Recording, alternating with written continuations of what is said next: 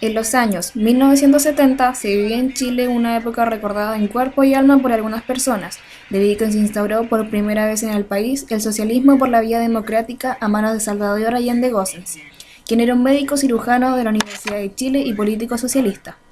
En enero del mismo año, la Unidad Popular proclamó como candidato para la presidencia a Salvador Allende, quien el 26 de octubre fue ratificado como el presidente de Chile frente al Congreso, bajo unas condiciones que posteriormente serían rotas, y el 4 de noviembre asume la presidencia frente al país, habiendo obtenido el 36,3%, es decir, la primera mayoría relativa.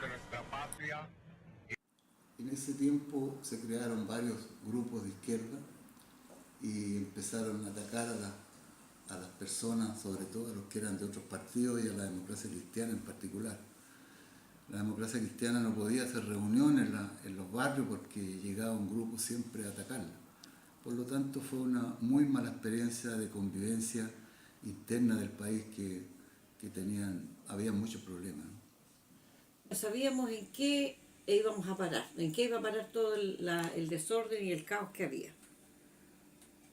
Así que no se sabía en qué íbamos a dónde íbamos a llegar, porque estaba llegando gente de fuera del país, de los países comunistas, que no hacían nada, salían muchas cosas, divisas de aquí de Chile y no volvían. Entonces era un caos. La Unidad Popular era principalmente un conglomerado de partidos de izquierda, como comunistas, socialistas y el Partido Radical, entre otras organizaciones como la Central Única de Trabajadores. Al momento de proclamarse Allende presidente, inmediatamente comenzó el programa de la Unidad Popular y sus primeras 40 medidas. Por supuesto, habían personas que lo apoyaban y otras que no. No lo apoyaba porque pensaba, porque en esos tiempos era muy fuerte la propaganda. No como ahora de que uno le pueden decir una cosa y uno sabe que no es lo que le están diciendo. Entonces la propaganda era muy, muy fuerte, o sea, había un terror, había un temor a que el comunismo entrara en Chile y nadie quería ser comunista, porque se sabía que ser comunista era tener un sistema donde a uno le controlaban hasta la manera de andar, porque ahí te daban, qué sé yo, el tipo de alimentación que el gobierno quería dar, teníamos poco menos que andar todo igual, como pasó en el comunismo en nuestros países, donde, por ejemplo, el buzo de trabajo era el terno del día de las personas, fuera médico como fuera el que andaba riendo la calle. Mi familia siempre fue de la democracia cristiana, por lo tanto nosotros en ese entonces fuimos oposición al gobierno de Salvador Allende, aún así cuando el partido lo apoyó para que saliera, porque ahí sabía que apoyaba el Congreso cuando no sacaba la primera mayoría. Pero sí, nosotros hicimos una oposición prácticamente en nuestra comuna, a nivel comunal, pequeña, qué sé yo, no había mucho desorden, incluso muchos amigos de izquierda iban al local comercial que tenía mi mamá y conversábamos ahí en política, pero nos manifestábamos nomás en desacuerdo con las políticas de Salvador Allende, pero nada más. No había una posición así más agresiva. El programa de la Unidad Popular constaba principalmente en volver a Chile un país socialista. Los principales actos fueron renovar relaciones diplomáticas con Cuba y otros países. Chile se declaró como una nación no alineada. Otra actividad importante que se llevaba a cabo en ese tiempo era la reforma agraria, que estaba presente desde el gobierno de Jorge Alessandri, pero con Allende tomó un giro interesante, debido a que se siguió utilizando los mismos medios legales, pero el objetivo ahora era otro: la expropiación de todos los latifundios y traspasarlas a la administración estatal. Para conocer más sobre este tema, debemos hacernos la siguiente pregunta: ¿era efectiva la reforma o la expropiación de tierras? En algunos casos era efectiva, pero la mayoría de los casos, como fue la fuerza, no era efectiva. Quitaban a los que tenían para hacer a la gente más pobre. Sí, porque yo creo fervientemente que la tierra es para el que la trabaja. Las características que tenía el gobierno de Salvador Allende eran sus propuestas innovadoras y propias de un gobierno socialista, que aseguraba la satisfacción de las necesidades de toda la población chilena sin exclusión. Y esto lo hizo a través del congelamiento de los precios de artículos de primera necesidad, nacionalización del cobre, salitre y carbón, la estatización de las grandes industrias, etc. Pero quizás el dilema principal no era si estas medidas funcionaran, sino si el país estaba preparado por un gobierno que provocaría cambios de tal magnitud. Yo creo que no, ¿ah? Yo creo que no se encontraba preparado porque el tema era que no era un gobierno socialista chileno, era aquí la dictadura del proletariado que querían instaurar como se decía antes, estábamos en los tiempos de la Guerra Fría, la lucha entre Oriente y Occidente por la democracia, por una plena democracia, y la verdad es que el comunismo en Europa del Este era una dictadura completa. Entonces, esa era una lucha y nosotros no queríamos ese sistema de vida. Y tan es así que eso después, el año 91, por ahí se desplomó, se cayó el muro de Berlín, se terminó el comunismo en la Unión Soviética y se acabó pues, en todos estos países que tenían dictadura y volvieron a una democracia. Y por lo tanto, eso da cuenta de que eso no era bueno, porque habríamos estado nosotros en las mismas condiciones aquí. Y por lo tanto, no era esto un socialismo a la chilena, sino que los grupos querían llevar el país a los extremos. No, porque la gente, incluso en el momento que tuvo todo en sus manos, no lo supo aprovechar. La gente, llegó la libertad, pero la gente lo tomó como un libertinaje. Entonces, echó a perder el programa de gobierno, que era bueno. Era bueno, pero uno siempre tenía la desconfianza de que hubiera una segunda concepto o una segunda intención. Ese era el miedo que uno tenía en esos tiempos. Para las personas que podían pensar, que tenían una pequeña educación cívica, porque, como te vuelvo a decir, al menos la mujer, el trabajador, que en esos tiempos era el obrero, era gente que cumplía en un horario y que tenía un tipo de alimentación. Hay gente que no tenía educación, y si la persona no tiene educación, no tiene opinión. Una de las cosas más interesantes sobre los años 70 es que Salvador Allende fue el primer presidente socialista elegido en forma democrática en el mundo. Aún así, cuando había perdido en 3 oportunidades y Estados Unidos, a través de la CIA, había impedido por todos los medios la llegada de un socialista a la presidencia. Por lo tanto, cuando se dan estos casos, siempre es mejor escuchar testimonios al respecto. Bueno, yo digo malo, porque como ahí nosotros vivimos todo, vivimos los saqueos, vivimos toda la delincuencia, la gente que, por ejemplo, el hacinamiento, que se escondían las cosas de comer, y entonces, malo. Excelente, porque nunca en el mundo se vio la llegada de un socialista que triunfara democráticamente. No fue justo, porque hubieron mucho cambio bruto. No se podía andar en micro, no se podía andar, no había locomoción, no había nada. Era que viajar continuamente aquí, tomaban la gente y las quemaban. De la democracia de Allende. Es que no había democracia ahí, pues. No se respetaban los derechos de las personas, se respetaban los derechos de algunas personas nomás, de los partidarios de ellos, el resto no. Así es que no se puede decir que era democracia. Lamentablemente, en la gran mayoría de los casos, cuando se habla del gobierno de Salvador Allende, se mencionan las desgracias que tuvo que pasar la gente.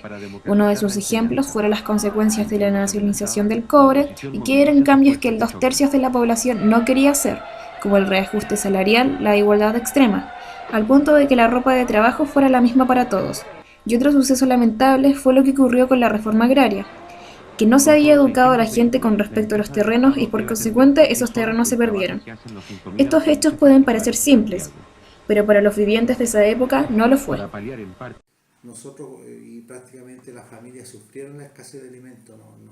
A pesar que nosotros teníamos, mi familia, un local comercial, aún así no teníamos harina, el pan habría que levantarse prácticamente a las 5 de la mañana, hacer cola para poder obtener el pan que te daban prácticamente por familia, porque tampoco se vendía una cantidad, lo que tú quisieras, sino que solamente lo que tú necesitabas para el día.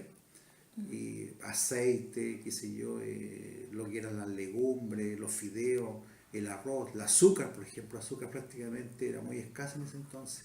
Entonces hubo una escasez de alimentos bastante considerable en el gobierno de la Unidad Popular. No, estaba todo el mundo paralizado, ya no. Uno de alguna parte, si iba en auto a Santiago, no encontraba comida en el camino, pero la verdad es que desabastecimiento había. Porque ocurrió un poco, hoy día se puede tener una medida como lo que está ocurriendo hoy día en Venezuela.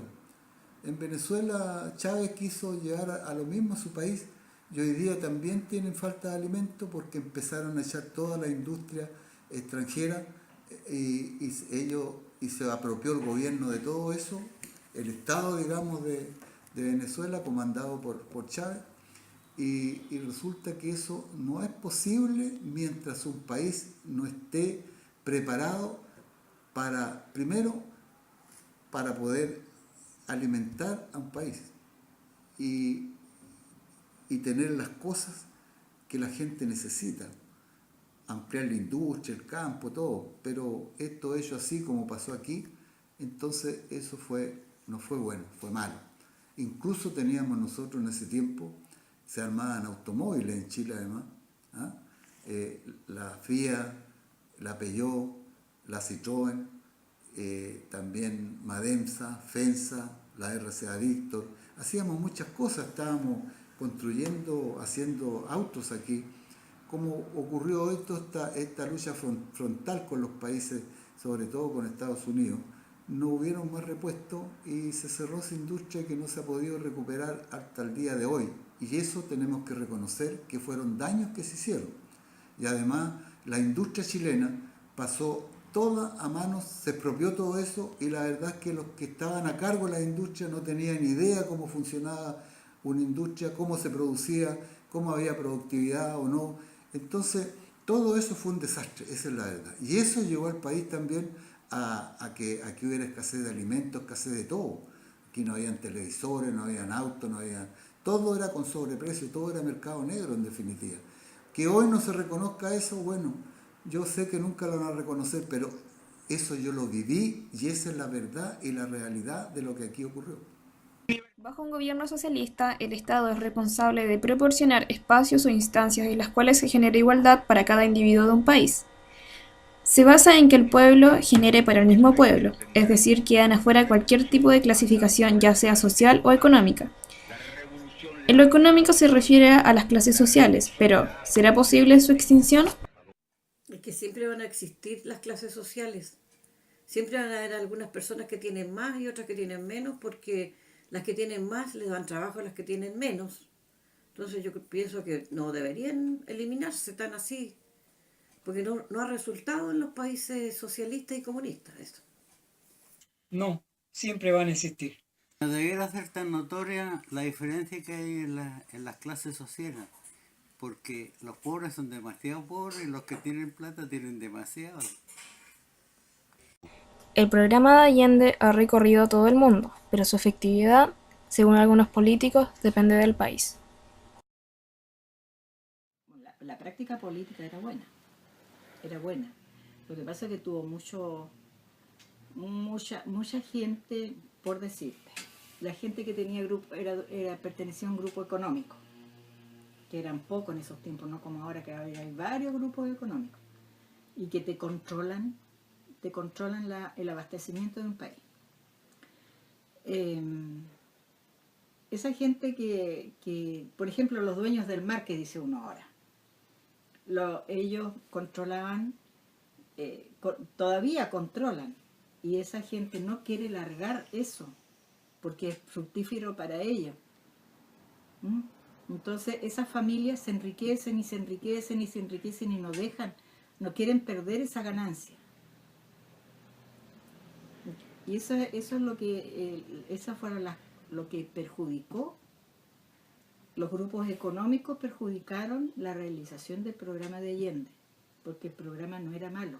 Había desconfianza que se hiciera, porque se tenía temor, como te digo yo, por la propaganda que se hacía de que nos iban a invadir los marxistas, donde uno sabía que eso era o sea, como uno lo aprendió, era terrible.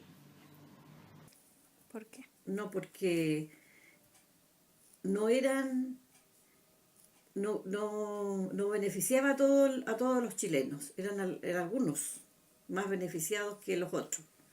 La clase media alta quedaba excluida casi del gobierno.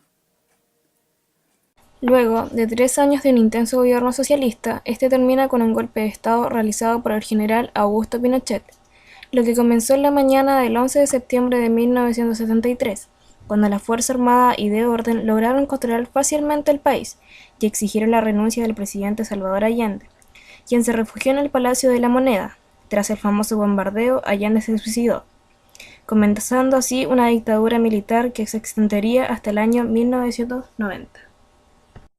Pero antes de hablar de este famoso acto, debemos conocer algunas opiniones. Porque Allende no llegó al poder por la fuerza, lo apoyaba el pueblo.